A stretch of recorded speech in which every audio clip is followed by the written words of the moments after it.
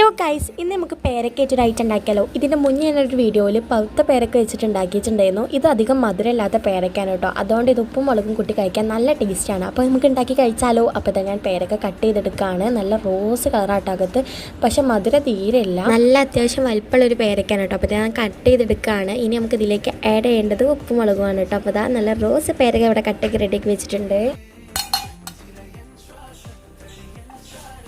അങ്ങനെ ഇതാ നമ്മൾ ഉപ്പും മുളകും ഇട്ട് മിക്സ് ആക്കിയതിന് ശേഷം നമ്മൾ പേരക്ക കട്ട് ചെയ്തതിലേക്ക് ഇതാ ആഡ് ചെയ്ത് കൊടുത്തിട്ടുണ്ട്. എന്നിട്ട് നന്നായിട്ട് മിക്സ് ചെയ്യുക. ഇനി എന്താ അത് കഴിക്കണേ, നാവിൽ വെള്ളം വരെ കാണുമ്പോൾ തന്നെ കേട്ടോ. അത്രയ്ക്കും ടേസ്റ്റ് ഉണ്ട്. എല്ലാവരും കഴിച്ചിട്ടുണ്ടാവും. കഴിച്ചവരൊക്കെ ഒന്ന് താഴെ കമൻറ്റ് ആക്കണം കേട്ടോ.